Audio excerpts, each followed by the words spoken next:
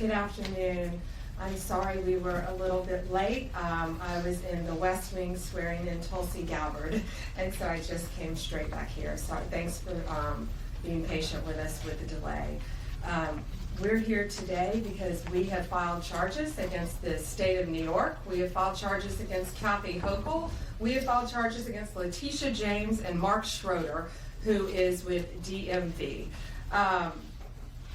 This is a new DOJ, and we are taking steps to protect Americans, American citizens, and angel moms, like the mom standing right behind me, who you're going to hear from in a moment.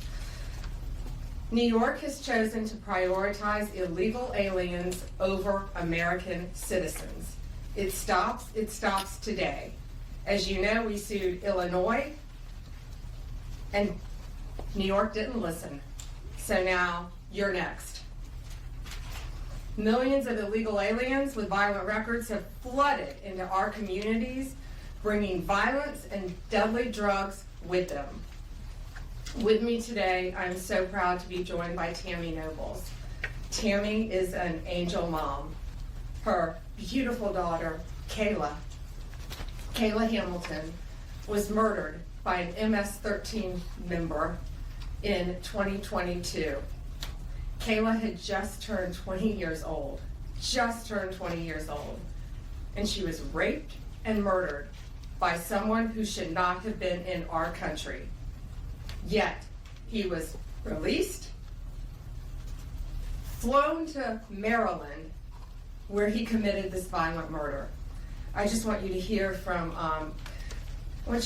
Tammy. Tammy represents not only herself and her family, but all of the great angel moms around this country who have suffered because of what the Biden administration did, and it is over. Thank you for having me here today and being able to share Kayla's story. Her murderer was able to come across the border knowing that he was flagged as an MS-13 gang member, and he had a criminal record in 2020 in El Salvador for illicit gang activity. He came over as an unoccupied alien child, saying that he was afraid of gang activity in his country. Health and Human Services called him a nice boy, and he showed age-appropriate behavior. That fell so wrong when he murdered my daughter. He ended up in Maryland, where he was able to rent a room in the same mobile home as her. We thought it was a legit company that were renting out these rooms, but it turned out that it was another illegal immigrant who owned these mobile homes, and he knew Walter from El Salvador. He knew him and allowed him to rent a room with my child. Kayla just turned 20 years old 3 days before she was murdered. Her murderer was only living there for 5 days before he viciously strangled her, raped her, and left her on the floor like trash and robbed her of $6. I have been sharing her story for over 2.5 years to bring change, because this should have not have ever happened to Kayla, and it shouldn't be happening to other families being hurt by the border.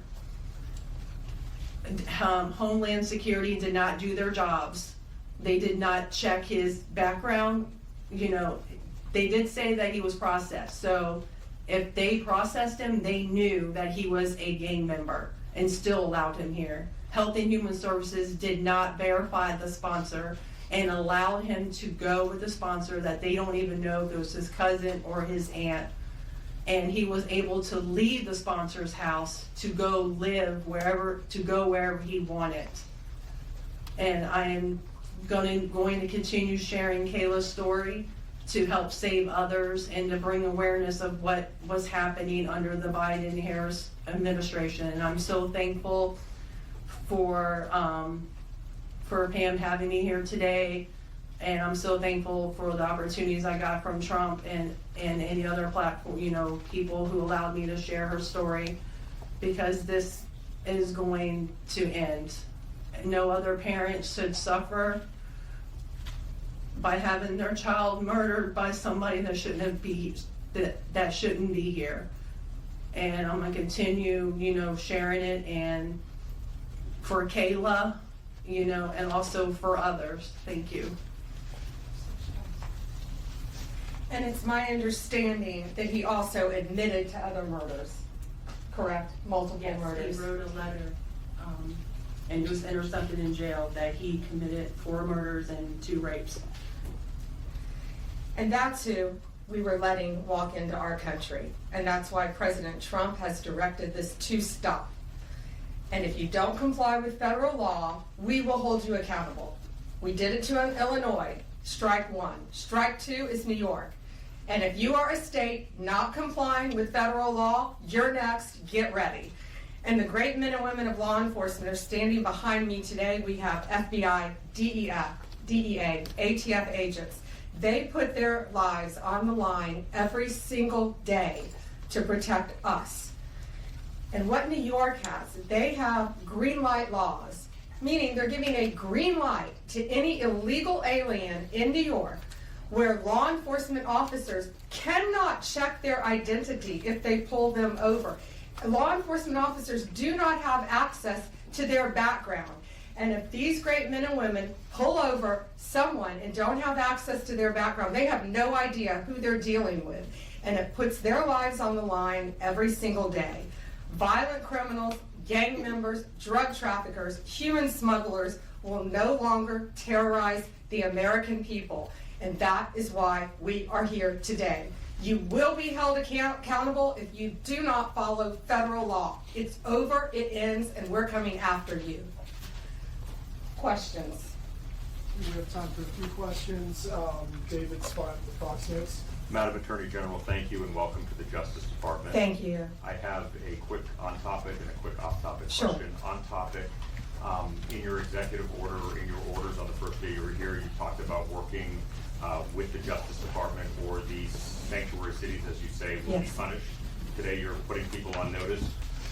Right now, we're just lawsuits. Is this gonna go further? What kind of punishment are we talking about? Is there any grounds to charge individuals, charge politicians? How far is this gonna go? Well, we're going to see what they do next, David. We have sued them all. We personally sued the governor, the Attorney General, Latisha James, and Mark Schroeder with DMV because he has the green light laws. So what they have to do, they have to start complying with federal law. If they don't, we're going to appeal it, and we will win. They have to comply with federal law. Did you have a second question? I did have a second off-topic question in this regard. The judiciary today, Elon Musk, who has enormous influence in the Trump administration, posted on X, quote, "There needs to be an immediate wave of judicial impeachments, not just one." As the Attorney General of the United States, how do you respond to that? Shouldn't the process work out in the courts before we talk about judicial impeachments? I mean, these are just TROs now at this time. Shouldn't these just play out? Yeah, I haven't seen Elon Musk tweet. He is a friend of mine. He is a great man. I think he's very frustrated with what's happening in our federal government. You know, at USAID alone, they're giving out billions of dollars that should not be distributed. We're going to back him up. You know, we work our whole lives in this country, and we all pay taxes in this country. And for people to find out that $2 million is going to Guatemala for sex changes is outrageous. And we're going to back up Elon Musk every way we can. That includes lawsuits against these people who are doing that, and we will be successful. Do you have concerns about judicial impeachments? That's not going to happen now. We're going to look at everything. We're going to follow the law right now. We're going to follow the process. These are federal judges with lifetime appointments, but they will be struck down ultimately by the Supreme Court of the United States if the appellate courts don't follow the law as well. Alana Richard, the AP. Hi. I also have an on-topic and an off-topic. Sure. First of all, can you just briefly walk us through what the legal claims are you're making in this lawsuit? Yeah, absolutely. So the green light laws are that, this is what the green light law says. It's a green light to illegal immigration, which says they can comply. That law is unconstitutional. They can't do that. And what they've done is they have a tip-off provision that requires New York's DMV commissioner to promptly inform any illegal alien when a federal immigration agency has requested their information.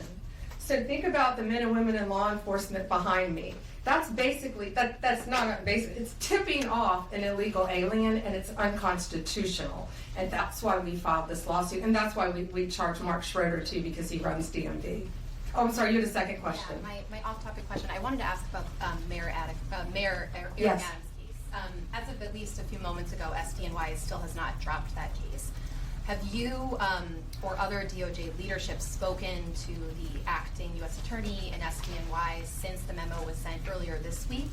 And what will you do if she refuses to drop the case? I have not spoken to her. I know our acting DAG, Emil Bove, has spoken to her, and Chad Mizell may have spoken to her, but that case should be dropped. It was done at the directive of Emil, so that case should be dropped. I did not know that it had not been dropped yet, but I will certainly look into that. Reagan, Daily Caller. Hi, how are you? Tom Homan suggested this week that someone from within the FBI may be leaking information about the ICE raids, and that such could be putting officers' lives at risk. Has the DOJ gotten any closer to determining if these leaks are coming from within the FBI? And what will the consequences be if they can identify the leakers from the FBI? Excuse me. Well, first, I can't talk about anything that is ongoing, and that is ongoing. And it's really for the similar reasons of what I said earlier. The great men and women in law enforcement standing behind me today, they must be protected. And anytime anyone leaks or tips off anything regarding a pending investigation, that jeopardizes lives. You're telling a bad guy what's about to happen. It could jeopardize the lives of all the men and women in law enforcement. We will not stand for it. We will find you. We're going to investigate it, no matter what agency it came from. We don't know for certain. We have an open investigation, so I can't talk about it in detail, but we will do everything in our power to hold you accountable, and it is a crime, and you will be prosecuted when we find you. I got time for one more. Alana Austin is next.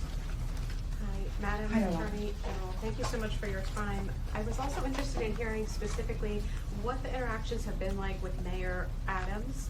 And I know he has a little bit of a different tone than some of the other Democrats out of the Empire State. And then also Denver Mayor Mike Johnston, because before the President Trump went back into office, he had issued some words about a potential standoff and then walked that back. So I was curious to see what things have been like out of New York City and Denver officials. Yeah, well, we're hoping that in New York, Mayor Adams is going to cooperate with us with the sanctuary cities and the illegal aliens. And has the mayor in Colorado been cooperating? Do we know? I believe he might have now. Yeah, I believe Colorado is now cooperating. That's what we want. We don't want to sue you. We don't want to prosecute people. We want people to comply with the law. This is very simple. An MS-13 member murdered her daughter. That's happening throughout this country. We have one angel mom is too many. And we have angel moms throughout this country who should not be going through this. Comply with the law. This is the last thing we want to be doing. We want to be out there, all of us, fighting violent crime. Yet we're fighting illegal aliens, and that ends, and it's going to end today.